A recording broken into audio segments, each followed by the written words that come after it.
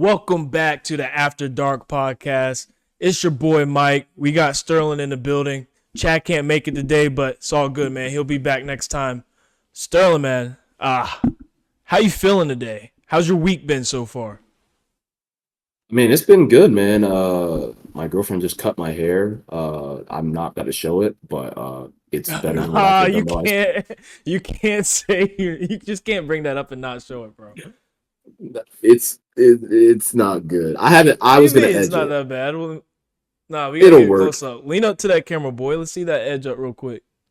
No, I gotta edge it. I gotta edge it. Oh, I gotta you edge ain't it. edge it up. All right. She just cut it, which is good for Yeah, that's me. not bad, bro. But no, other than that, man, things are going good. I wish it was a bit warmer down here. Uh, After the past couple weeks and being so warm, it is a little weird walking outside and not me actually being cold. But other than that, had a little Mexican Coke today. It was a vibe. I hadn't had a soda in a little bit, so that was good. But Okay, other than that, you needed to add the soda there. Mexican Coke.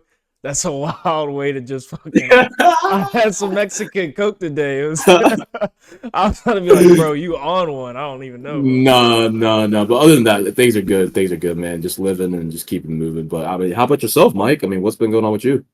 Hey man, I'm doing good. In and out the doctors, but it's all good though. It's all straight. Everything's Mhm. clear. Thought we had diabetes, but your boy's clear. Thank I God, celebrated with Jesus. a double cheeseburger from Five Guys, large fries. So you already know it's good. You were clear, so we eating how we want to eat again. That's all good. Mm-hmm. Facts, facts. Word. So let's jump right into it. We haven't spoke to y'all since Wednesday, and there's been a lot of stuff that's gone on. A lot of stuff for us to get into. Some good topics. I feel like we're gonna have some fun with this one. Over the week, we had Mr. Beast. Mr. Beast dropped a video, and this is not the first instance that this has happened. So the previous one, Mr. Beast dropped the video where he was making people see again. He was blind. Yeah. They were blind, and he was helping them see again. And there was a lot of controversy. You would think that the man was doing everyone justice, but people were up in arms about it. They were saying that, hey, you're only doing this because you're trying to make money off your YouTube video. You're trying to do views. Like, yes, you're doing a good thing, but you're doing it for a bad reason. Fast forward, and now what happened? Mr. Beast was out here and he's doing the same thing again, just in a different way. He's giving everybody a bunch of shoes, their first pair of shoes, and everyone's up in arms about that too. They're like, hey, you're still doing the same thing. You're still only doing it for your own benefit. What's good? So, Sterling, the question I have is this valid? Should Mr. Beast be canceled over this, or are we liking what he's doing out here? Is he doing a good thing? Yeah, I mean, I think it's a double-edged sword, to be honest with you, Mike. I mean, at the end of the day, we both, you and I both know it is like a really good deed. Like, I mean, if I had the money to help people, I'm gonna help them. But at the same time, I do understand where people can be up in arms about it a bit and be like, "Yo, we know, like, these videos are gonna blow up. You're already one of the biggest YouTubers in the world on the platform. Let alone you're about to do something that none of these other YouTubers are doing. That's the whole point of it, though. Like, if you think about YouTube is about being creative and be able to be different, and he's doing things that are different. He has the monetary funds to do so, and he has every all the people around him to do it as well, and finds issues and wants to better solve them to the best of his ability with the amount of money that makes sense for him and his team. But my point is like, look, you go to a place where they were specifically in the video, the guy says the only thing separating these kids from getting an education is a pair of shoes. Literally a pair of shoes. How many of us right now got our first pair of shoes basically out the womb? Out I the I got womb. one literally out the womb, and I've never worn it before, but it just had my information up there, my weight and all that. So we just had a wasted pair of shoes. Yeah, I mean, like we have the luxury of living in a first world country where all that stuff's normal. But like, you go to third world, you go to these countries that aren't even sometimes I wouldn't even consider them third world. They're in a whole other universe than us because that's just how it is. That's how it looks for us if we step over to those lands. But I don't think he should be canceled. I get it, 100,000% why people want to cancel with the way cancel culture is now. But in reality, bro, like this guy is doing something that a lot of people will never have the money or the will to do. So for me, I mean, I could be a hater sometimes, and I could easily say, yeah, I can't him. I'll be honest, but I will say Mr. Beast is doing a good thing, just like he did with the blind folks, and that's just once again America trying to be overly, audacious and putting themselves in everything. We always put ourselves in wars, bro. We put ourselves in wars every single year. There's a new war we're in. Next thing you know, we're in a nuclear warfare because of our dumbasses. But when somebody goes out there and does something good and they're not fighting and nuking places and blowing places up and shooting kids, shooting all types of people, they want to throw hands up for it. Right. I mean, it just sounds crazy to me. But I want to see your thoughts on it. I'd imagine it'd be similar, but I don't know. No. So yeah, I think there's a part that I agree with what you said, but there's a part that I feel like you didn't hit on. Is Mr. Beast as a person? Mr. Beast is making, I think his YouTube channel makes like $100 million a year. Let that sit. Let that sit. This man is living in Greenville, North Carolina. He's already he is on some simpleton, no big shot billionaire. Someone offered him $1 billion for his YouTube business. $1 billion. He's not on any of that right now. He's in Greenville. He's just making good content. He's doing great things. And I feel like what people have to remember, man, is okay, he's benefiting off of it on his YouTube channel and he's doing these good things, but what's wrong with that? What happened to a mutual exchange? Everything is built on mutual exchange. This is why we have currency, because I'm not just going to give you something. I'm not just going to give you milk. You got to pay for it, my bro. You got to pay for it, my dog. This ain't no charity. You got to pay for it, my bro. So Mr. Beast is out here and he's curing eyesight. He's also giving people their first pair of shoes. The only thing I'm going to go against that, bro. Did you see them shoes, Sterling? Them shits were beat, dog. Them shits was beat. If you out here curing eyesight, if you could pay for people to see again, the least you could do is get some fly shoes, my dog. You can get some Jordans, some J's on their feet. My dog gave him, he didn't even give her some Skechers grade shoes. Those are some beat shoes. They're going to need a new pair of shoes 3 months from the line. But that's besides the point, though. That's beside the point. He gonna have them niggas, their feet gonna be fucked up, yo. That's all I'm saying. Their nerves gonna go bad. Running on them rocks. I know they can feel every goddamn rock in them shoes, bro. That's my problem. If we gonna cancel him over those busted ass shoes he giving those kids and trying to act like he did something special, bro. Nah, but oh my god. But for real, and what people don't understand is Mr. Beast also has a YouTube charity account. So the very first video where he cured people's eyesight, yes, that was for profit. That was a mutual exchange. I think he knew that video was going to blow the fuck up. So why not cure people's eyesight and make a buck? Second, Mr. Beast reinvests all his income back into the business. So he ain't even doing it for the money, man. If he's doing it, he's doing it because he's trying to make the next big video. But the reason why I brought up the charity account is because the shoes, when he gave away the free shoes, all the profits and proceeds from that account goes into the Mr. Beast charity fund. So he's not even making money off of that. So I don't even know why people are up in arms over this. It really doesn't make sense to me. Like you said, we always got to be in some kind of war. We always got to have some kind of villain. And it always be the people ain't do shit that want to be mad about it.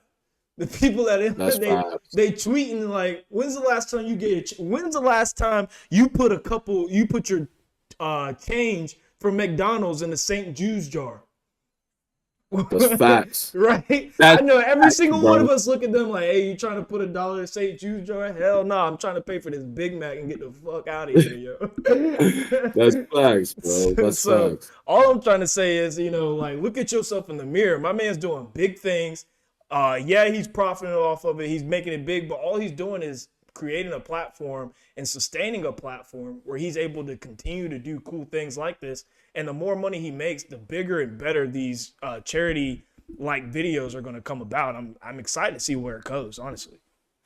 Yeah, I mean, and to kind of piggyback off that just a little bit, I mean, with the charity account, right? I mean, I just read a tweet while you were talking. This guy says, Mr. Beast found the found the money glitch where philanthropy pays for more philanthropy.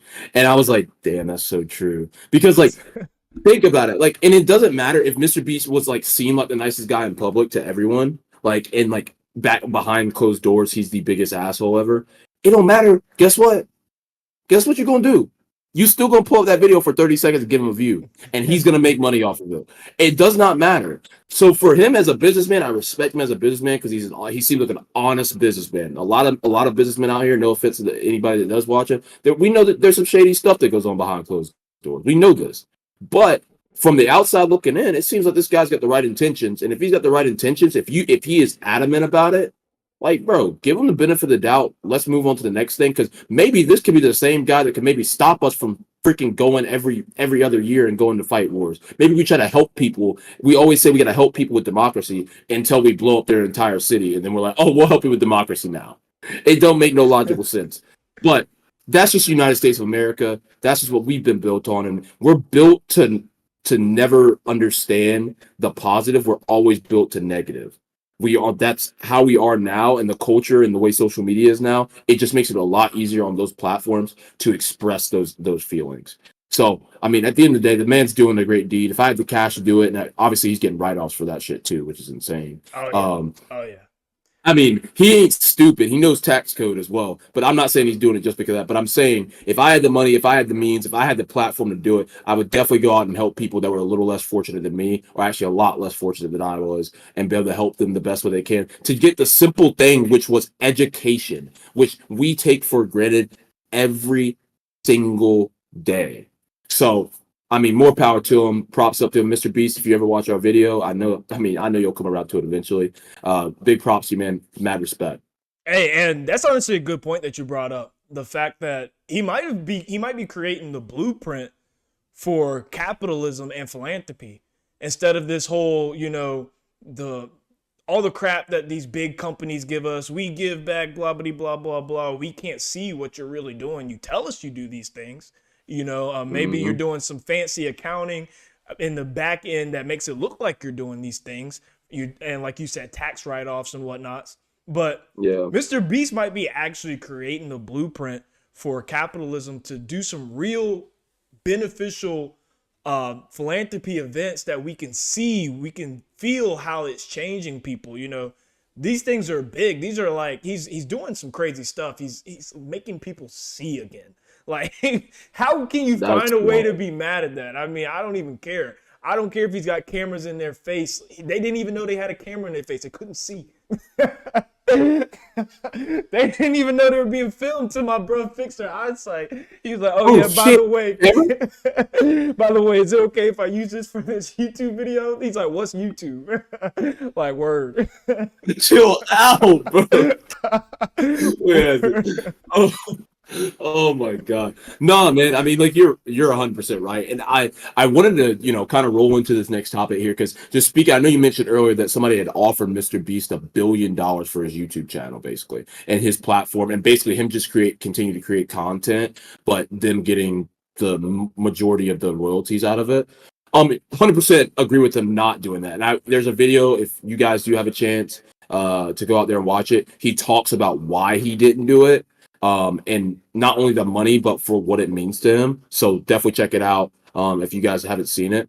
But speaking of that and selling, profitable things for yourself, I mean, Metro Boomin goes and sells a portion of his catalog for $70 million. Right? I mean, we know Metro just dropped one of the hottest albums of the year just recently, of the past year, I should say. Hey, did that come out this year? Holy shit! Did that come out this year? Yeah. Yes. So right now it is the hottest album, like just up to date. That's my personal opinion. Rap album out. Yeah, right now. Yeah, for sure. I mean, people are still every TikTok you see still got superheroes as the future just hitting the very good, dope. We all on it. So he just sold portion of the catalog for $70 million. Doesn't mean he sold it all, but he sold some of it for $70 million. Let's be honest with ourselves. Like, I'd have to ask you, Mike, and then also the people that are going to be watching here, like, is it worth like throwing away something that could turn into billions for you at one day or at one point? I mean, are rappers nowadays, throwing away the bag, or are they making the right investment for themselves? Yeah. So before I answer that question, let me kind of take it back and just kind of make sure that the viewer knows what's going on. And then wait, for starters, Metro Boomin sold a portion of his catalog for 70 million. Justin Bieber sold earlier in the year his whole catalog for 200 million. Who in the hell did Metro Boomin sell his shit to? A portion for 70 and Bieber's whole catalog's 200? Metro Boomin out here thieving away from these niggas, bro. Businessman 101, bro. I don't even know. How does he have enough of a discography for 70 mil for a portion?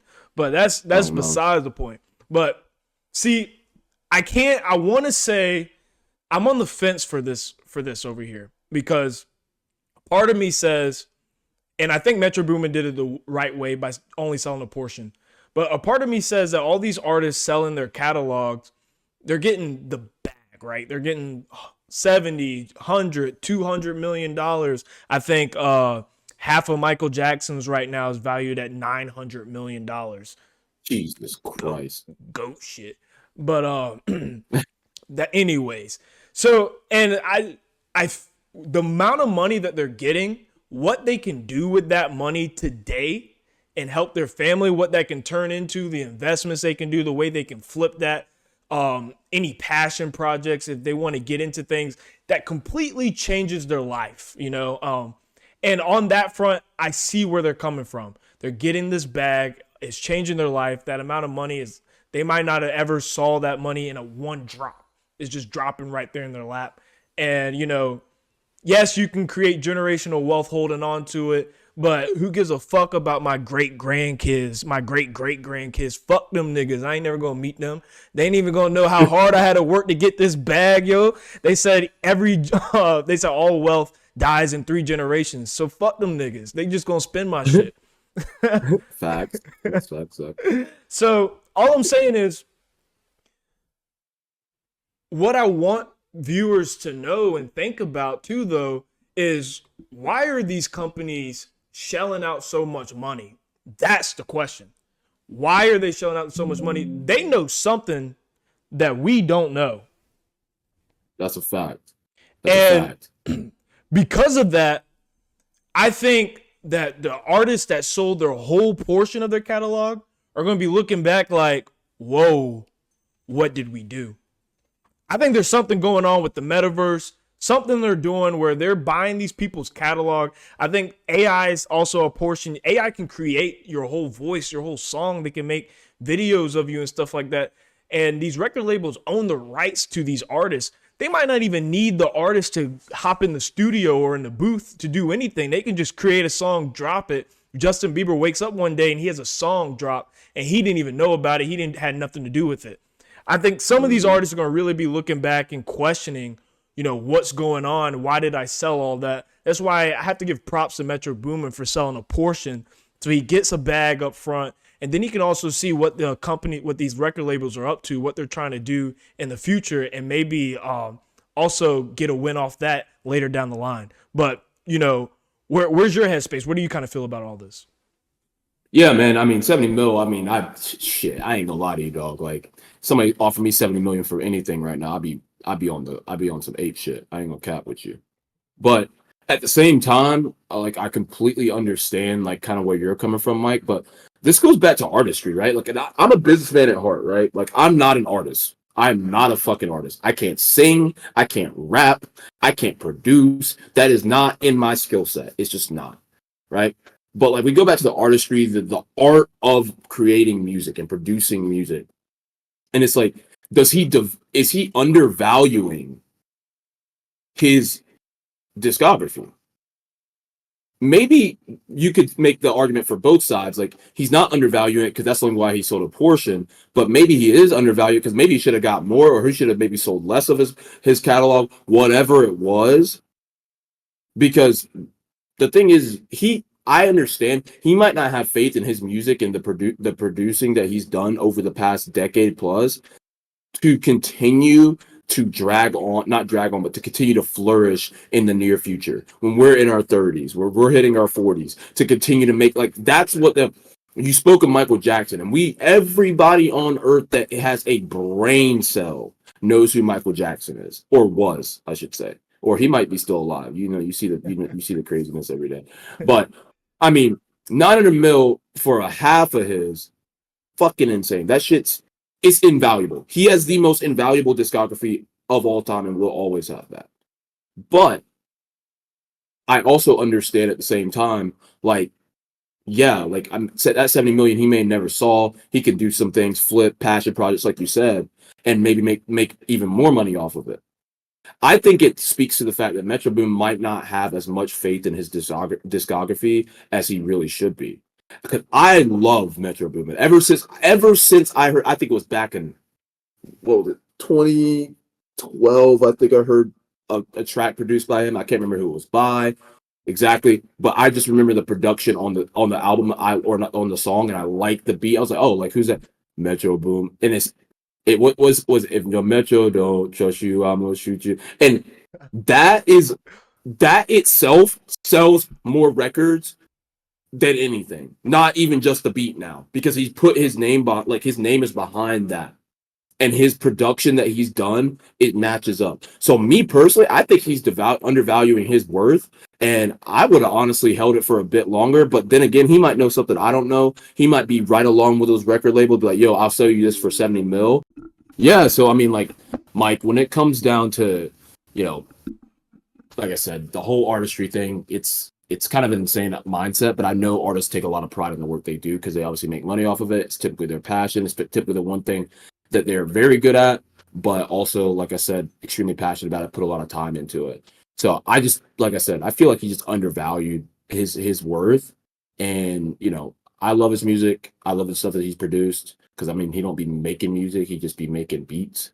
But beats is what rides the wave nowadays. If a song got a good beat, it's going to go to the top. That's just how it goes. Hey, that boy's a liar. Yeah, we know how it is. We know how it is. Make a catchy chorus and just have a good beat. Is if the beat sound like boop boop boop boop up, somebody might fuck with it. So Wait, that's so really my thoughts on that. so are you selling your catalog? If you were an artist, what's your move? You chasing that bag, or you See, holding on for the bigger bag on the back end? see, I'm a businessman at heart, right? And me not being an artist, because I know they're super passionate about it. Like meeting some people, and like even when I was in college, that like making music, and they were really passionate about it, even though it wasn't like popping off. I wouldn't know, but for me, yeah, I'd probably sell half of it and just roll. But at the same time, I'd also be like, my shit is not that valuable. It's not that fucking valuable. I know my album or my works, all my discography is not gonna follow up in the next decade, and people are gonna be like banging Metro Boom, and I promise you they won't. Like, and for me, it'd be youngster, whatever you want to call it. It ain't gonna work. So Youngster. it ain't gonna work. So yeah, I'm gonna sell half, and then I'm gonna let the rest of it bake. And if I lose, I lose. But at least I got it out. I got some out of it, and I, made some money off of that. Generational wealth, like you said, is one thing, but at the end of the day, like, I'm gonna make generational wealth some way, somehow, either some way. It ain't gonna just be from that. So And I mean, I'm not selling. that's a good angle too that you kind of bring up there. Like, you said you're a businessman at heart. Most of these guys probably aren't businessmen. So, just because you're holding on to your discography, if you don't know how to get that bread from it, like the record labels are, then you might not even get the 200 million that the record labels are willing to drop in your lap. So some of these Mhm. guys, like, one, that's a lot of headache because it's not just they're not making all the money off of the streams. Like, that's not where the money's from. The money's from flipping it, getting in commercials, TV, being played anywhere else, etc. You name it. Mhm. But that's a lot of work. That's a lot of selling. That's an ongoing business, and maybe these artists don't want to spend that time to get that bread from it. Maybe they're happy just grabbing the 200. Here you go, record label, do the rest. You get whatever money you can out of it. I'm happy. The song I made, because I'm happy. Clap along. Yeah. Jesus. I'll take my Oh, 100 mil from that. I made that little cheesy ass song. I'll take my 100 mil. You do whatever. If you can get more from that, that's you funny. power to you, brother. But I wrote that song in 30 minutes, and I'm about to get my 100 mil. You feel me? Hey, 30 minutes for 100 mil. I mean, I'd take it too. So I can't be mad at that. So, I mean, in that same vein, Mike, I know obviously, we're, like you said, we're both business people. We're both businessmen at heart, and we want the best for ourselves and our own personalities and our lives. But let's talk about a businessman for real and using his audacious sex life and amount of children to make more money off of it. Nick Cannon. Nick. We know Nick. We know Nick Cannon. We've seen Nick Cannon since he was a kid. This kid was a child star. He has how many kids does he have now, Mike? Probably 17, I want to say, something like that. Something crazy. So But if y'all like didn't hear, hella different baby mamas. yeah, this man is dropping. Hey, if you can see my hands, he just boop, boop, boop. He's looking like Steph with the shot back in 2016, my boy. But when it comes down to this man, if you guys haven't heard, I mean, and I want to get y'all's thoughts in the comments because this is just wild to me. Nick Cannon is to star in a game show. Get this game show right, where the women compete to be his next baby mama. So, Mike, but for the ladies out there, for the ladies that are listening, I want you to ask yourself this question. Comment down below. One, are you going to go on that show to be the next baby mama and maybe not win? But if you do win, you're going to get yourself a bag. Or for discussion's sake between Mike and I, like, is this ethical, Mike? Like, is this an ethical thing we can do on television or on streaming services? Asterisk. It's an ethical thing that he can do, but we can't, brother, because we ain't got money that stretches 18 ways. Nick Cannon's got all the bread in the world to make his money stretch 18 ways, which is why it works for him. And, there's a kind of a thing out there. There's a community of people who kind of follow Nick Cannon, and they look at it and they say that, it's a beautiful thing to be able to pass your seed onto a bunch of different beautiful women and just have different specimens of yourself all throughout the world growing and creating this community. And I really don't see it that way. To be honest, I don't know if you see it that way, but that's not how I see it. I think he's kind of going OD out here. I think Nick Cannon's pullout game is just absolutely weak, bro. If a pullout game can have knees, weak Nick Cannon's got weak knees, bro. His pullout game got weak knees. That's all I got to say on that front. But, how is he able to be a father to all these kids? I mean, I don't even know how he's able to. Like, I know he's got the money to provide and protect. Yes, but, there's also something about having the father and being in those people's lives. And he's not doing that. And I'm just interested to see on the game show, what would be interesting on the game show is if they made it like a reality TV show and they brought all his kids and baby mamas in there and they kind of discuss how they feel about this new one. They have to put in their opinions about the baby mama to see who's going to win and get the next one because they got to join this giant family. I just think it's bizarre. I think it's kind of nuts, and power to him for making money off of it and finding a new way to stay relevant. Nick Cannon's always finding ways to stay relevant, and I think once he got with Mariah, his head was just exploded. He was like, "Oh no, it's a wrap. Any girl can get it from now on. I got Mariah. It's all game, and it's been all game, bro." So I mean, how do you feel? What do you think, dude? All I can do is laugh at this situation because we did say earlier, and if we didn't say it on the podcast, we were talking between ourselves. If you're good at something, you might as well make money off of it. So I mean, and your idea of bringing like the kids and like the baby mamas, look, they ain't got a hotel big enough for all of them. I'm gonna be honest, that bill is gonna be crazy. They gotta feed them, gotta make them travel, gotta do this, that, and they ain't got 30 something odd people probably. Like, that's not going to work out, my guy. Secondly, this man is a genius. Imagine you and I, right? Imagine you and I going back to our parents saying, yeah, I got 17 kids, about 9 to 10 different baby mamas. Like, they'd be like, okay, look, I'm happy you got kids because we want, you want your parents to have your grandkids. You want that. But 10? So you tell me 10 different women, you couldn't stop And now there's gonna be some women that go on a game show that is gonna decide who his next baby mama is. It's like, what is this? Like, is this survival, but for Nick Cannon's seed? Because that's what it seems like. And he's the next Genghis Khan. I mean, he is literally the next Genghis Khan. He is on a track. Like, don't get me wrong. Like, my dad has 12 brothers, or had 12 brothers and sisters, but that was a different time. That was the 60s, 50s, 60s, 70s, bro. Like, people were going to pop out children every. Inflation is too high, Nick. I know you got bread like that, but you're gonna run dry. Ain't no generational wealth for you, my guy. It is, we got it one generation, and that's all they're getting. So for me, I mean, I don't see it as ethical at all. Not even with an asterisk, with or without an asterisk. This man is literally about to. It's a bit degrading. Like, I'm gonna be honest. Like, to speak on a serious note here, it's like for a woman, young or old woman, to go on the show. Obviously, they probably got to test her to make sure she's fertile. Like, if that's what the whole game show's about, which is one, already degrading. Two, it's like you are going up there specifically to have him have sex with you to see if he wants to have a baby with you, or vice, or whatever way he's going to go about it. What type of competitions are you going to do to like prove your worth? Oh, I just like her the best, or she's the hottest, or this, that, and the other.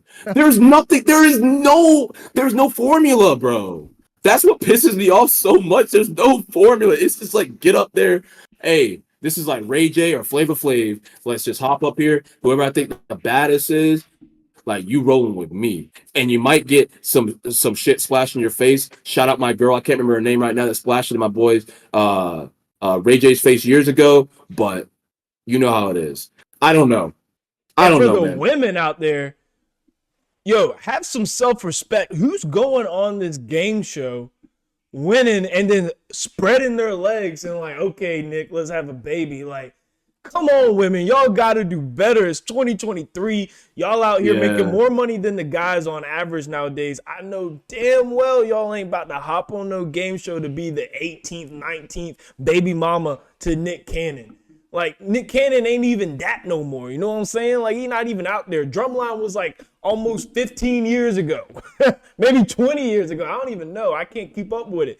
Y'all still, Drumline still got you going like that, going crazy like that. You want to just be a random baby mom? Like, I don't even understand what's going on. One thing I do know is I am 1000% watching the show. I'm tuning in.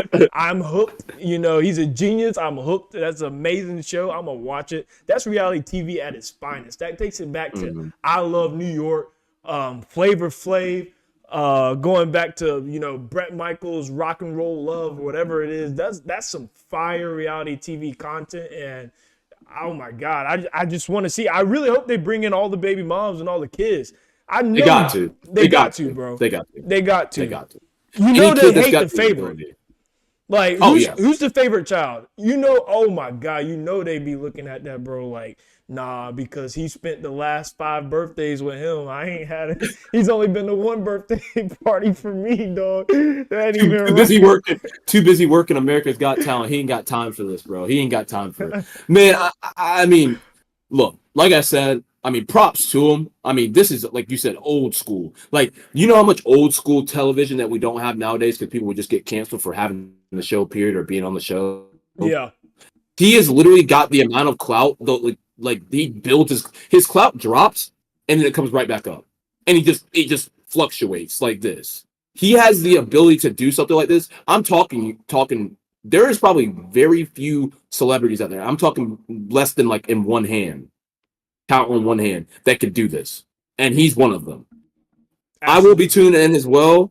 I mean, I did say it's degrading, but I gotta watch it, man. It's reality television. I gotta see it. And at the end of the day, I just don't know. And I hope these ladies, you know, I hope they're getting paid before they get up there, because that's the only way I was be getting up there at all. Period. If I was a lady, but. They probably fine too. They're probably gonna be fine, yo. Oh no, they could be great looking women for sure. But speaking of like child star, you know, coming up, having a bit of a not rough, but going into a different light than what they were at one point. Jake Paul, right? I mean, we've got this guy Jake Paul, who has actually transcended boxing. I'm gonna give him his flowers to a degree because like he's an amazing businessman when it comes to just marketing himself, advertising, put himself out there. Like shoot, I wish I had that type of clout and also that type of mind to be able to just move like that. But we see a video of this man Jake Paul runs away from Floyd. Like first off, Jake Paul, you're way bigger than Floyd Mayweather. I'm just gonna be honest. Like, and way bigger. I mean, and then you have to think like boxing has come to this point now where it is a very much celebrity based thing, and there's gonna be a lot of views. It's gonna make a lot of money off of pay-per-view. Is getting more looks than ever nowadays when it comes to boxing, because boxing used to be a whole lot different. But the question really is, and we don't we try to not stay off of sports, but sports is part of culture. So we got to talk about it. But I mean, how do you feel, Mike, about, the state of boxing, what it's doing to us as a community who loves sports individually, or just culture all around? I think that Jake Paul single-handedly saved boxing. And there's probably going to be a lot of boxing loyalists out there listening that are going to be upset with my take. They're probably going to say, hey, he's not a real boxer. He's not even fighting boxers. And the one time they did fight a real boxer, or, he's not even that real, Tommy Fury, but, he lost. And so they're probably saying, how was he saving boxing? Well, he's saving boxing because people are actually taking the time to watch it. That's how he's saving boxing. Boxing is a dying sport, unfortunately. And the magical days back in the day, Mike Tyson, either taking it back to George Foreman, Sugar Ray, Muhammad Ali, those days are over. People aren't tuning in like that. You want to know why? It's because the boxers don't know how to market themselves. They're boring people. We don't care about you. We really don't care about you. We don't know who you are. And the boxers don't want to take it up on themselves to have personality, to be bold. Look at UFC. Look at Conor McGregor. What's his name? Khabib. All of them. Look at how they're marketing themselves. Look at how they're moving. They're bold. They're entertaining. It's a wow factor. I think Jake Paul's bringing that back to boxing. And if the actual boxers don't want to do it, then you're going to get left behind. And we're going to go to the celebrities, because the celebrities know how to make it entertaining. They know how to, get under people's skin. We want to see these people fight. There's names that we want to see. You, boxing, listen to me. You got to go back to making the name big. Look at Muhammad Ali's press conferences. Look how he worked the press. With everything he said, float like a butterfly, sting like a bee. Statements like that they're just statements that will never die. They're absolutely timeless. You have to go back to that. And there's very few boxers out there that are making us feel that way. Jake Paul is the first person to make the average person feel that way again. And even though we all want to see him lose, because I sure as hell was happy to see him lose, but I can't help the fact that when he's fighting, I'm checking up to see, did he win or lose? I need to know he's that important. He's that polarizing. I think he's saving boxing. I think real boxers who, want the game, the art to be preserved, you need to take a page out of his book, pay attention, and learn, because he's giving you the blueprint on how to blow this shit back up. Yeah. I mean, I agree with you to a sense.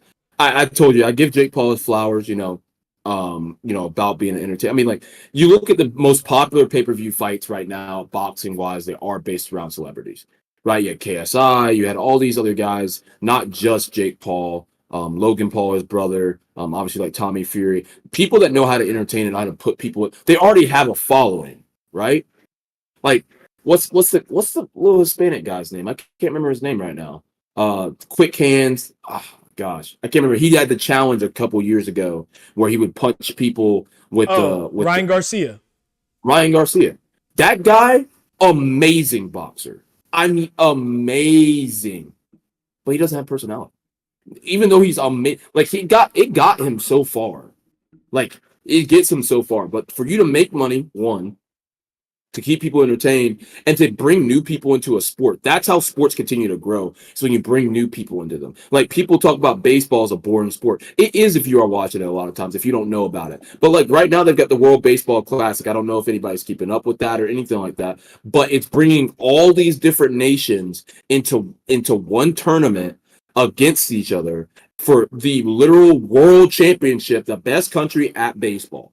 And that's exciting for a lot of people. I watched a video of the Japanese fans and how excited they were to watch not only Shohei Ohtani, if you guys don't know him, look him up, one of the most prolific talents that baseball's ever seen, but to watch teams just play baseball. And it brings excitement back to a game that does feel like is dying at sometimes. But boxing is one of those sports where it's an old man sport, right? You know what I mean by that, right, Mike? Like, I mean, your uncle or your dad or like a granddad or somebody was watching it at some point in your childhood where you were just chilling, like being a kid, not knowing what the hell's going on, and they loved it because they remember those days, the Mike Tyson days, the George Foreman's, and some of them even being old enough to remember the Muhammad Ali days. They all remember that. But what I'm saying is that I love the art of boxing because it genuinely builds character. Not only that, it builds discipline, and you learn an art. That's the only quorum I have with that, with the state it is in right now, with the way that he's taking it and the way that these other celebrities are taking it. Everything else, I love it because, like you said, I will tune in. Like, I will go to a bar to watch it if I have the time, if I have a moment. I will go and watch the fight. Like, there's no reason for me not to. I'm getting it for free. I don't have to pay it on my own television, on my own pay-per-view, pay $70, $80. I might as well watch it for free and watch this guy win or lose. And I want him to lose. Everybody loves a villain. Listen, everybody loves a villain. I'm going to challenge you on that point of, the old boxing, how it was, and, the artistic style and all that. The reason why I'll challenge you is we need this wave of what Jake Paul is bringing to bring those boxers back into the sport. What Jake Paul is doing is, like you said, is bringing more eyes, is bringing more people there. And as more eyes come, as more people come, then more kids are going to aspire to be Jake Paul. They're going to aspire to be KSI.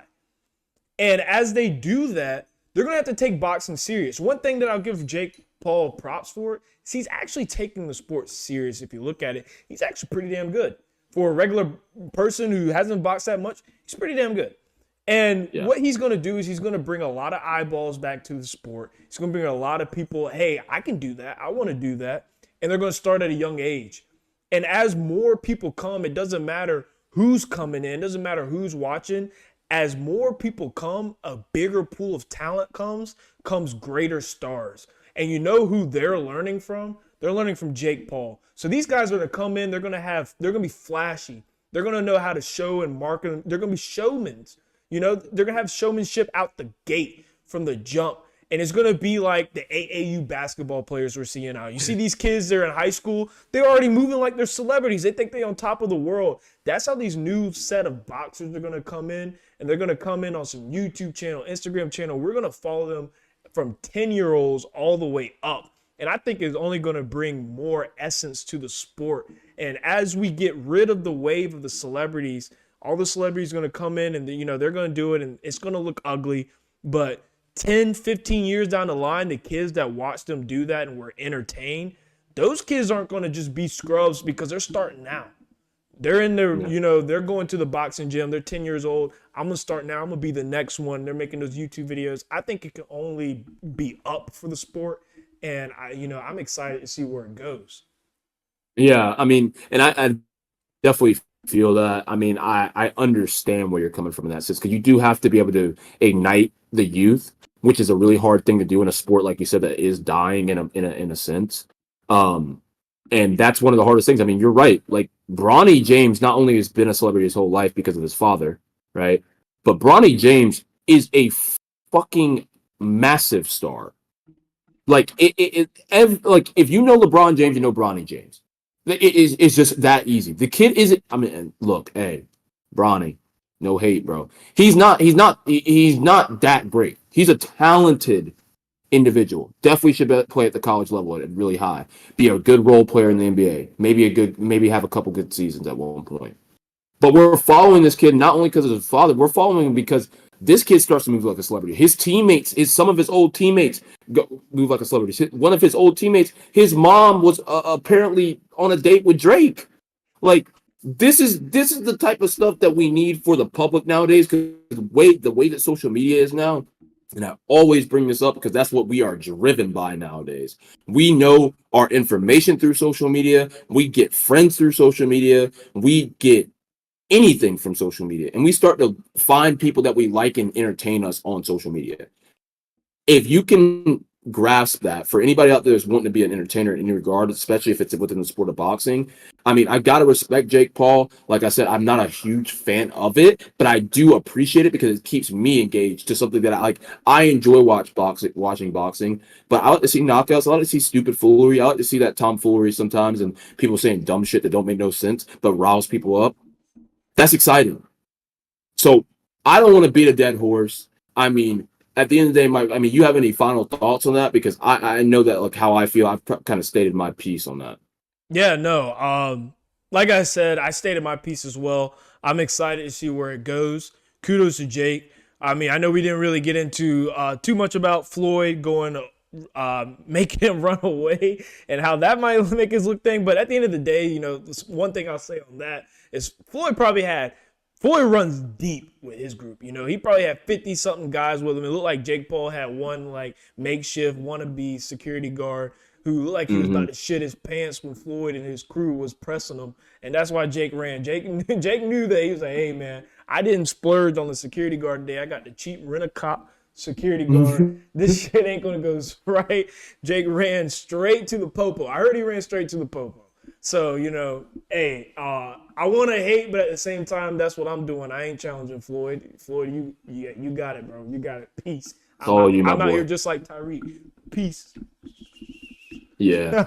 So I mean, in that same sense, like I do kind of want to roll into, not kind of, I do want to roll into, because it's actually a super exciting topic for I think the both of us, because we love talking about music, we love talking about just music. I love music, man. I'm obsessed with it. But so rumored to be a joint project out, and this with the biggest artist in the world, in my opinion, maybe aside from Bad Bunny, Drake, and everybody's favorite feature, almost favorite feature behind Drake, Lil Baby.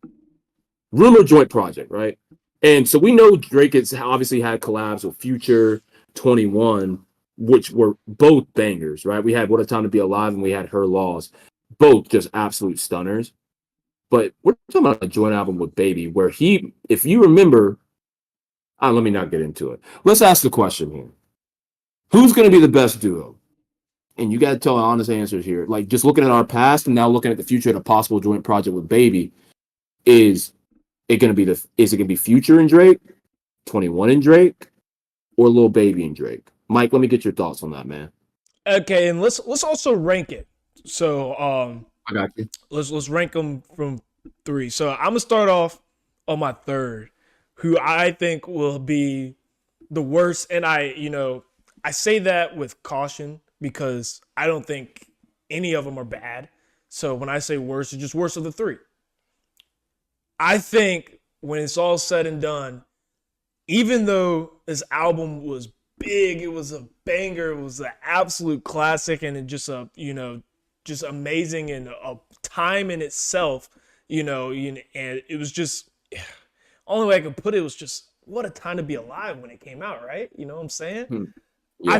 I think Drake and Future will end up being the worst album. And why do I say that? And I know because we hold Drake and Future, that collab, they've done so many great projects and tracks that they've put out together. They literally can't miss. So I can understand, and people are probably saying, so how do you have them third? Can we be honest about What a Time to Be Alive? Because I love that album. It was great. But at the end of the day, it was a lot of throwing pieces together and calling it an album. And what it really shows is just how big and how influential Drake and Future were at that time, where they could just throw these songs together like that. They made it on a tour. and they just put these songs together and put it out, and it went crazy. But let's really look back at it. Jumpman, Jumpman, Jumpman, them boys are up to something. How long do you think it took Drake to come up with that line, yo? Ghostwriter, bro. Ghostwriter. What do you mean? Like, let's really be honest. They really threw those tracks together, and it went crazy, and everything they've done has been amazing together. But I'm going to have to go third just because I don't feel like it was something that they really spent a lot of time. I don't feel like it was a meticulous album, top to bottom, just complete. I think it was, you got Drake pandering to Future's sound on that album, which I feel like it would have been better suited for Future to kind of pander to Drake's sound, or for them to kind of enter in both of each other's lanes. But it really, to me, just sounded like Drake was on Future's sound. And how you going to have Drake on the backseat, bro? That don't work. That don't work on any type of... No, you can't have Drake on the backseat. So for my second, I'm going to have to go with Drake and 21 Savage, Her Loss. And the reason why I say Drake, 21 Savage, Her Loss, one, that album was beautiful. Beautiful album, top to bottom. Some of the best. It was Drake reminding us, hey, I don't care who's out there, who you claiming is taking over as the next guy. I still got this. I still got this. I think 21's presence on that album was good. Wasn't great. But I still feel like the compliments to each other and the cohesiveness of the album was just a better top to bottom album than What a Time to Be Alive. Even though I feel like this was a Drake album featuring 21 Savage more so than a collab album, which is kind of how they're presenting it. I feel like that's how they're presenting it because it's really Drake's sound is all over that and 21, which this was the first time, be honest, that Drake's really kind of overpowered 21 on tracks was in that album. Mm-hmm. Previously, before that, Knife Talk, Jimmy Oh Cooks. my God. Those are all 21. Those are 21 songs, and Drake was up there. Knife Talk, I'm someone who believes Drake don't need to be nowhere near that track. He need to go away. That need to be a 21 track, and Drake can go, I don't know what Poppy outside. Poppy need to keep his ass outside, yo, because we didn't need you on that track at all, to be honest. But which one do I think is going to be the best? Drake and Lil Baby, when they drop this album, will be the best collab that Drake has had. And why do I say that? I think it's going to be the best collab that Drake has had because it will be the first collab that Drake gets washed on. I think Lil Baby will wash Drake. And the only way Drake doesn't wash Lil Baby, or Lil Baby doesn't wash Drake, is if Drake comes in, he's going to have to give his A++ game. And if Drake is coming in giving his A++ game, this album will be absolute gold from top to bottom. Let's really look at what Lil Baby and Drake's collabs have looked at. In my opinion, Lil Baby has washed Drake every single time. It hasn't been close. And like I said with 21's washed them on a sonic level, on a sound level. 21 songs, it just sounds like Drake doesn't need here. But no one washes Drake on a lyrical level. Lil Baby on all the tracks on a lyrical level, on a memorability level, anything you can name of is just so much more impactful what Lil Baby is putting on that track. And I think what Lil Baby will be able to get out of Drake, because he knows, because when Drake puts his song in, Lil Baby puts his verse in, it's gonna be mayhem. That's gonna be war on every single track. And I'm calling it here. I think it'll be the first time that Drake has been washed on a collab. I think Lil Baby takes that album over, and that's why it'll be the best one.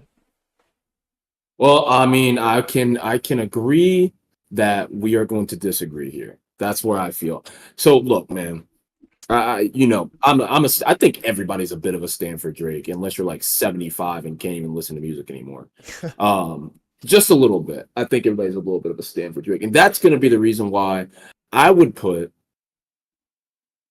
Drake and 21 at third.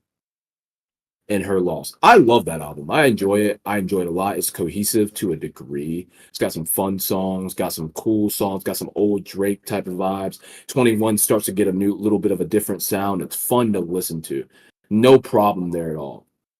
One of the things I had a problem with is that obviously knowing the potential of Lil Baby and what he can do on the track, and then obviously Future in their album, like I don't think Drake to this day has still brought out his best. Like just flat out period. Has not brought out his best. And it might be that might be a contradictory term once I get to my number one, but I think he's still got plenty of music left to go. I know we were talking about him retiring. He was talking about retiring the other day. Ain't no way he fucking retiring. That boy is about to make some bread. So I'm just leaving him at that because I mean there's no reason to elaborate on it. We all love Her Loss. We love the rich flex, like we love broke boys. We don't circo loco, talk a little shots here and there. We like that Drake. We all do. We love those shots when he was taking shots at Meek back in 2014, 2015 summer. I mean, there's not much to explain on. We all love rich flex. We all love the broke boy, circo loco, little shots. Like I said, you know, when it came back in the day when we were all listening to the tracks that he was putting out, the diss tracks when Drake was coming at Meek in 2015, we love that Drake, that hard hitter Drake, where he's just ripping shots and he's throwing things at people, and it makes it feel like he's a rapper, not a singer, because he always be trying to prove he's a rapper, not a singer. If we remember that, but that's all my point and why I put them at third. Just simple as that. Love the album, but that's just how it is. Number two. I gotta put the Lil Baby, potential Lil Baby and Drake collab. Oh. And my reasoning why. Everyone loves Drake. Everybody, bro. Everyone. But not everyone loves Lil Baby. I love Lil Baby. You love Lil Baby. Your best friend, your girl, your friend, your other friend loves Lil Baby. But there's somebody out there. We know there's a group of people. There's a hate group around there running around saying we don't like Lil Baby because he sound like a Lil Baby on the tracks. But he do be spitting. And for the very reason that you said that you would put that at number one, I would put it at number two, because the fact that Drake wouldn't be shining on an album that he's supposed to be collaborating on with Lil Baby, I think people would have a problem with that, and it would lose the re-listen value, the replay value. And that is one of the biggest pieces here. Don't get me wrong. I know for a damn fact if that project comes out, it's gonna be a fucking banger. It is going to be a banger. And if it flops, if a Drake and Lil Baby album flops, he needs to retire. He needs to retire. Like that's how I feel. And I would hate it because I love his music, but he needs to get out. Lil Baby can keep going doing his thing. Lil Baby bodied this man on his little EP he put out. Bodied him. There's still Lil Becky. I don't know if y'all know like Cool Becky, where she rapping the whole song at the wedding. I don't know, baby, love me at threesome. We know that more. I don't even remember what Drake said. I just hear him say sins. I got sins. Now, he regretted the very moment after he heard that track. It was like sins. And it was like, oh shit, he just beat my ass to the ground. That is what happened. And when Drake gets beat to the ground for a whole album, we ain't gonna replay it. I will. A music listener will, but not the girls out here that love to just be. I promise you, they won't re-listen to it the way they want to. They don't pay attention to the lyrics. I mean, I'm being honest. Got some guys out here who ain't gonna know the lyrics. Like, I ain't gonna play this no more. If the beat sucks, it's gonna be trash. But I'm still putting it a second because I know Lil Baby gonna show out, and I know Drake gonna come with the fire because he already got bodied on his last track, one of his recent tracks with him, and he ain't gonna let that happen again. I hope he doesn't, because if it does, I'm gonna let y'all know. Y'all gonna feel that same way. So my number one, the high and almighty, What a Time to Be Alive. So I might be a bit biased because I mean Mike, Chad, and I all went to college at the same time. We all were on the same journey. We all were in the summer. We all had this album lined up. This was any party you walked into.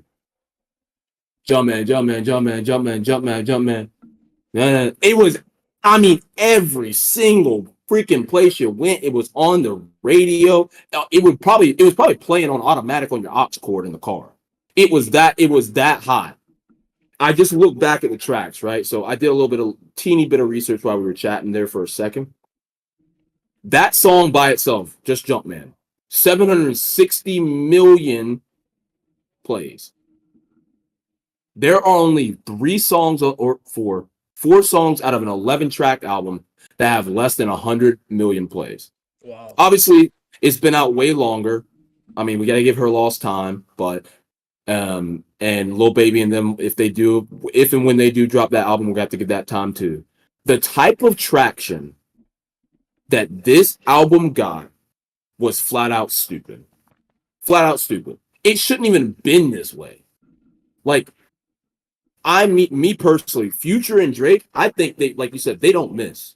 They mesh so perfectly because Future's mumble rap and his and now with his whole persona of being like he don't be treating women right because he don't know how to treat them right because he love them so much. I don't know what his whole ideology is behind that, but that's his deal. Drake was in his bag in this album. Future said, all right, bro, let me just throw me on these choruses, throw me on these little interlude type stuff. And that's all I need to do. Because if we talk about an album saying Drake featuring 21, this was an album basically aside from like, what was it, Jersey? Yeah, Jersey. Or 30, yeah. 30, like, dude, it was Drake's album, bro. It was Drake's album. Hey, he was like, hey, Future, hop on this, bro. You'll get like 20%, but like, hop on this real quick. Like, that was him just bringing Future up because Future already had like March Madness. He was popping too. Their popularity meshed at the perfect time. Right now, Drake is top of the game. We all know he's top of the game. Lil Baby's at the top of the game. He's not the very top of the game. He's not. There's some people would put him below some other artists. The fact of the matter is, right then in that very point in time, Future and Drake were at the peak. Almost at the peak of their existence as artists. That is why it's my number one. There is no album that Drake's gonna put out unless he puts out a full collab album with Michael Jackson about 15 tracks. That's the only way he'd be able to beat it. And I feel like it'd be a trash album. Michael Jackson's beat or voice would just destroy Drake, and that's the only way it would work. That's the way I see it. Love Lil Baby, love 21, but when you got Drake's name on the album, you got to show out. And Future came out and did his thing, did his mumble rap, made it work, and people loved it. I know I did. I know I had plenty of dancing going to that song. I know I had plenty of workouts going to those songs. It's just how it is. So I knew we were going to disagree, Mike, but let me hear your thoughts. See where your head's at now. You kind of know my top 3 and where we're going on that. Sterling, man. No, I just cannot accept that. I will not accept that. So you're telling me that just because Lil Baby's gonna come in and put in work, that people aren't gonna listen to that? You know what I mean? Lil Baby stands out. No, Lil Baby's gonna come out there, spaz on the track, and if you don't want to listen to him spaz on the track and eat Drake, then he's just gonna be wham, bitch. I'm a Lil Baby, yo, because he about to eat, son, eat. Lil Baby's going to come on that track and absolutely demolish. And Drake knows that Lil Baby's going to come with absolute heat. And the reason why I think that this has all the makings to be the best of the 3 pairs is because this is the only one that could potentially have a passing of the throne. If we think about the young rappers in the game and who can, like, we know who's running the game right now. We got Drake, we got Kanye, we got Kendrick, we got Cole. Those are the 4 Mount Rushmore guys in the game right now that are absolutely running it. You can't touch them. But who's the new class? The new class is wide open for who's the next GOAT. We got Travis, we got Uzi, and we got Lil Baby. And we got Lil Durk. And I think Lil Baby on this album with Drake has all the makings, has all the opportunity, especially because his last album that he dropped was not that great. I mean, it was a good album, but it was not what it was supposed to be. It was supposed to be here. I'm here. I'm the GOAT. You know, I'm the next one. Move out the way, and it didn't do that. It did good, but it didn't do that. So I know. So Lil Baby's gonna come in, and he knows he has to perform on this album. He's with Drake. He has to perform on this album. This is the one chance out of Future. Future was at the peak of his game, like you said, but no one thought Future could take the throne from Drake. No one thought that. 21 Savage, 21 Savage be doing his thing. It's cute, you know what I'm saying, what he's doing out there. But no one thinks 21 Savage is taking the throne from anyone. He's not that type of rapper. But Lil Baby can absolutely take the throne from Drake. He can, if he comes in here and he does his thing, and I even think if Lil Baby's even, if it's neck and neck, then Lil Baby's taking the throne. And I think people will look at it as his album, not Drake's album. And I think he's going to be the header on that.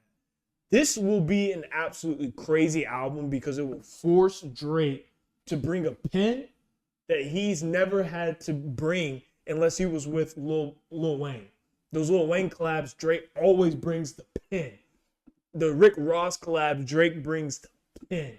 Lil Baby's going to force him to bring the pen from track 1 to hopefully we get 18 of them joints because it's going to be absolutely crazy. But I also think you're kind of putting, you put Her Loss down too far, man. Too far. Not cohesive, man. 21 Savage and Drake, that was like Drake was calling so many shots, man. That was Drake over here like, hey, like, don't put me down. I love that energy from Drake. And I get What a Time to Be Alive was a crazy time. It was a party album. But I like when Drake's on the track and he really tells you how he's feeling. He's trying to get a point across. That's what I want from Drake. And I think Lil Baby will force him to do it. That's why I think you're wrong. Well, I mean, like I said, we were going to have to agree to disagree with this because you're not going to change my thoughts on What a Time to Be Alive. It's just how it is. Obviously, like I said, I can be a bit biased. I think anyone would be a bit biased to some degree. But like I said, I mean, when it comes to Her Loss, I think Her Loss was a good album. I enjoyed it. It's got some replayability. Obviously, because we probably listened to at least Rich Flex and Broke Boys at least 40 times now, minimum. And I know I've listened to way more than that. And I've listened to music every day. I listen to music every day. So for some people that, when you do your drive to work, you probably listen to it. I promise you, like, you listen to it enough. But like it's no shot at 21 or Drake or anything. I just think for the position that it was in, the moment that was going on, I think it was a good album, solid. It was fun. I think it was a great album, to be honest with you. But I just, with the potential of Lil Baby, and then with the performance of What a Time to Be Alive, I can't put it on that same level and put it above that. That's not my only justification. It's one of my justifications for that, because I understand how important it is to have cohesiveness in the album, because it was cohesive. But there were some dead drops. Like, for me, maybe not dead drops. For other people, there were some dead drops. There were some drops like, that's a little touchy. Like, and the thing is, let me shout y'all out on that album. Let me shout this out. Hopefully, Drake, 21, y'all listen to this. Baby, Lil Baby, Future, y'all definitely people on this. But 21, Spin About You, loved it, bro. I loved it. It's one of the most underrated songs on I think it is the most underrated song on that album. And I wanted to kind of finish the segment a bit on just your favorite song and your least favorite song on both the obviously current albums, collab albums that Drake has put out, between obviously Drake, himself and Future, and then himself and 21. How about you tell me yours real quick? Yeah, and I'll start. So obviously, What a Time to Be Alive. It might come as a surprise a bit, but Digital Dash is my favorite song on that album by far. And then Live from the Gutter. Even though it was a good song, it is the worst song, in my opinion. That's just my personal opinion. I love all of them. That's just all it is. Okay. And then when it comes to Her Loss, and let me make sure I pull up the discography for you guys so I'm being accurate here, because I ain't trying to like scam you or nothing. So my favorite song off the album, just point blank period, might come in a surprise, Treacherous Twins. Ooh, I like Treacherous Little Twin, and y'all know that's a banger. It's a close tie between the Jumbotron shit popping and Treacherous Twins. I love both of those songs. And then my least favorite, sorry, I'm sorry, 21, 3 a.m. on Glenwood. I know I just gave you your flowers, but that shit was trash. I couldn't work with it. We gotta I couldn't work. appreciate the try, man. He jumped in Drake's He lane tried. with He the tried. time. He tried. He gave his time track, you know. Yeah, he gave his time. That's all it is. But I want to see what's your favorite, least favorite on both the albums. I'm a co-sign the least favorite on her loss. That's 3 a.m. on Glenwood. I'm co-signing that because anyone from the 919 knows that Glenwood closes at 2 a.m. anyways. Yeah, exactly. But no, if you on 3 a.m. on Glenwood, there's a problem. There's a problem. an issue. You up to no good, dog. But no, I appreciate him trying to give his Drake, timestamp track, and he kind of jumped in Drake's lane a little bit there and kind of stepped out of his comfort zone. I appreciate it. But hey, bro, we don't want that from you. We want gangster shit. We want we want nice even though you're from Great Britain, bro. Even though you're from UK, we still want the gangster shit. Best track off that album, Middle of the Ocean. That is the vibe. That's my favorite type of Drake song ever.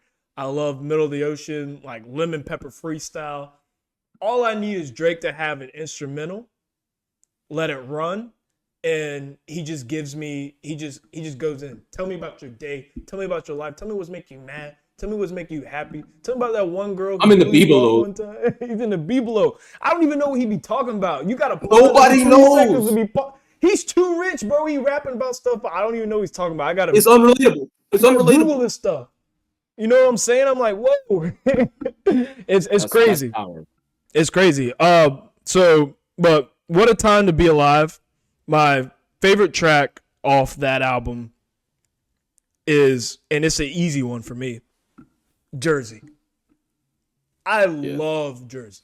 I love Jersey. There's something about it, and you know what like makes me, I can't listen to that song just once. You know what makes me always restart it? Is at the end of the song, it makes it seem like it's about to be another beat drop, and it just doesn't drop again. And it just kind of goes away and ends. And I'm like, oh, no. I got to hear that beat drop one more time. And it makes me restart it every single time. For my least favorite track,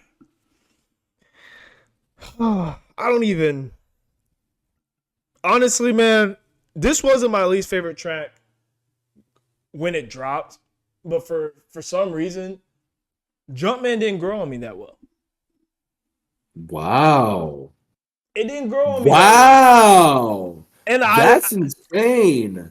And I loved that track when it dropped. But for something about it now, just it kind of has like a cheesy aspect to it to me for some reason. Jumpin'. Yeah, I feel like you gotta be like, and I don't know if I like kind of subconsciously think about myself as an immature version of myself, and because of that, when I listen to it, I can only hear this like immature 20-year-olds out here having fun to it, and I'm just like, I'm 25 only, but I'm just over here like, oh man, maybe I outgrew it.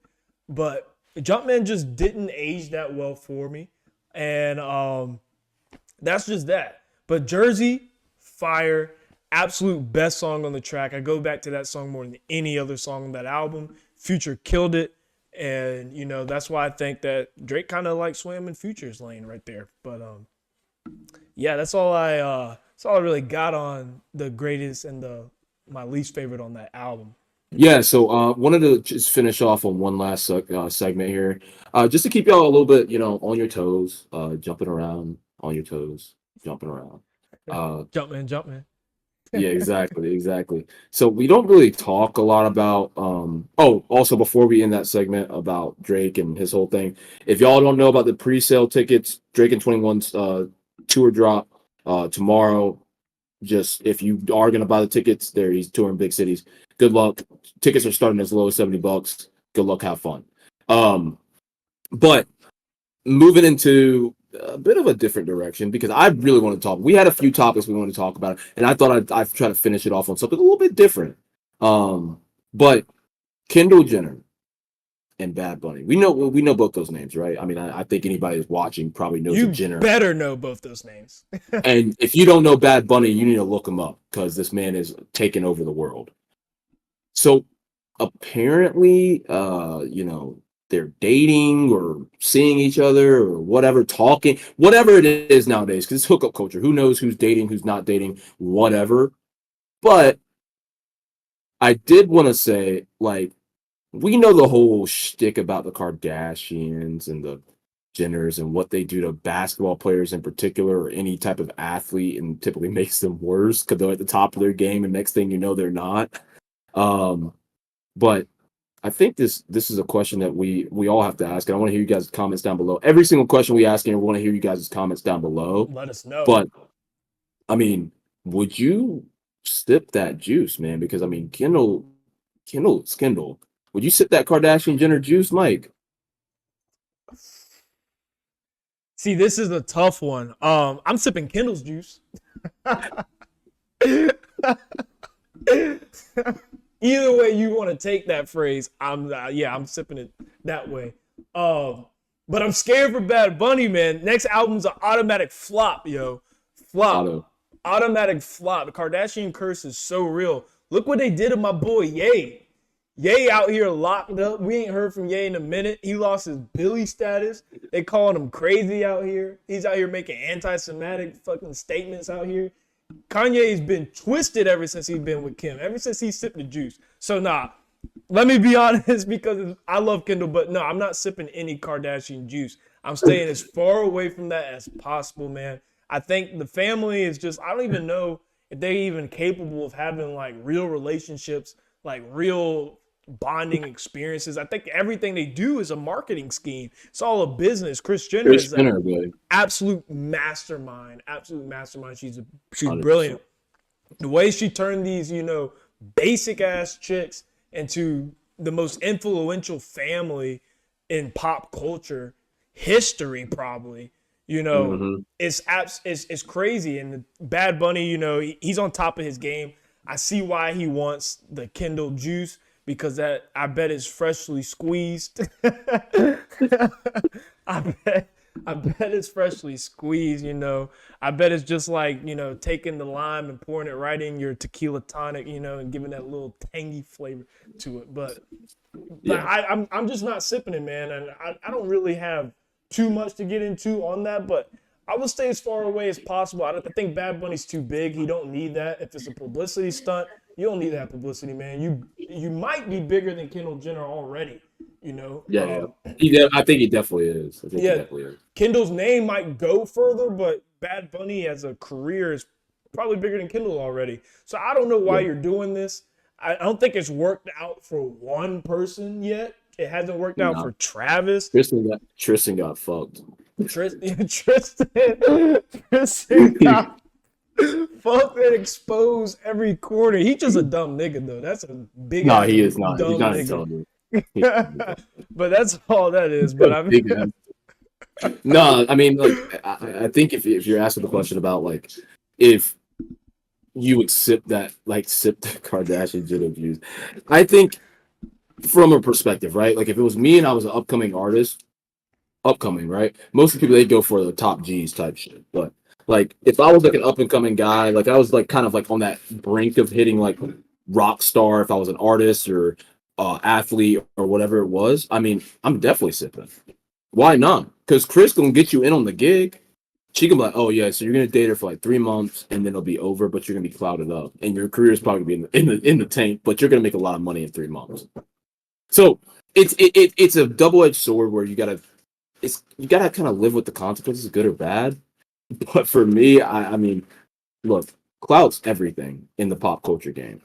It's everything. And if you ain't got clout, if you want to get clout, you hang with the Jenners and the Kardashians. It's just how it works.